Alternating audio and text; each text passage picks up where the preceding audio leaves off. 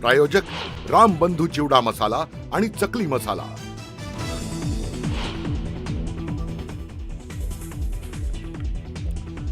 नुकसानग्रस्त शेतकऱ्यांसाठी तब्बल 32,000 कोटींचं पॅकेज जाहीर। जमीन खरडून गेलेल्या शेतकऱ्यांना 47,000, हंगामी बागायतीला हेक्टरी 32,500 तर कोरडवाहूला 18,500 रुपयांची मदत करणार। सरकारनं जाहीर केलेली मदत ही शेतकऱ्यांच्या तोंडाला पानं पुसणारी। शेतकऱ्यांची संपूर्ण कर्जमाफी करण्याची गरज होती। सरकारच्या पॅकेजवर विजय वडेट्टीवारांची टीका।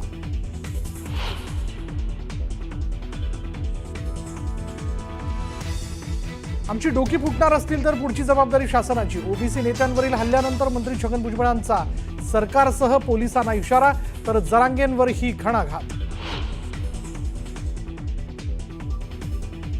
मराठा कुणबी संदर्भातील हैदराबाद गॅझेट GRला अंतरिम स्थगिती देण्यास हायकोर्टाचा नकार। राज्य सरकारला मोठा दिलासा, तर ओबीसी संघटना सुप्रीम कोर्टात जाणार।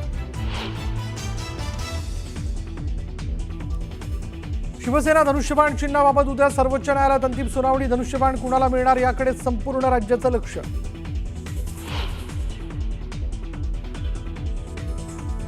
प्रबोधनकारांच्या पुस्तकावरील वादानंतर किशोरी पेडणेकरांनी घेतली कस्तुरबा रुग्णालयात बैठक। पुस्तक फेकाफेकी झाली नाही, पेडणेकरांचा दावा, तर संबंधित नर्सकडून दिलगिरी व्यक्त।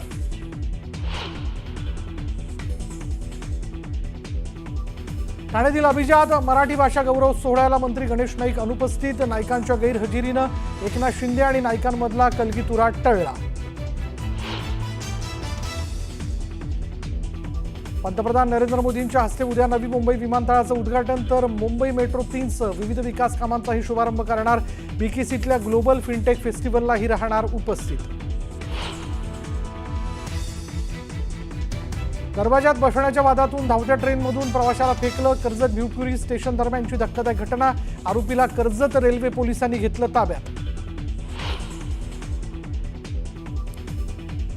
आणि मनाचे श्लोक नावाचा चित्रपट म्हणजे संत वाङ्मयाचा अपमान। चित्रपटाचं नाव न बदलल्यास चित्रपट प्रदर्शित होऊ देणार नाही, हिंदू जनजागृती समितीचा इशारा।